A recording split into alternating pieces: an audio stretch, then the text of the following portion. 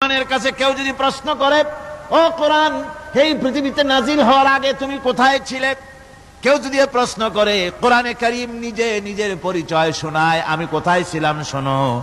বাল হুয়া কুরআনুম মাজিদুন ফি লাউহিম মাহফুজ, বরং এই কিতাব অতীব মর্যাদা সম্পন্ন সুরক্ষিত ফলকে লিপিবদ্ধ ছিল, আমি ছিলাম লোহে মাহফুজে, সেখান থেকে এসেছি।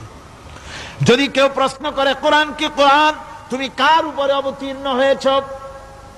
জবাব কোরআন নিজেই দেয়, ওয়া আমিনু বিমা নুজিলা আলা মুহাম্মাদ ওয়া হুয়াল হাক্কু মির রাব্বিহিম, ঈমান আনো সেই জিনিসের উপরে যেটা মুহাম্মদ সাল্লাল্লাহু আলাইহি ওয়াসাল্লামের উপর অবতীর্ণ হয়েছে।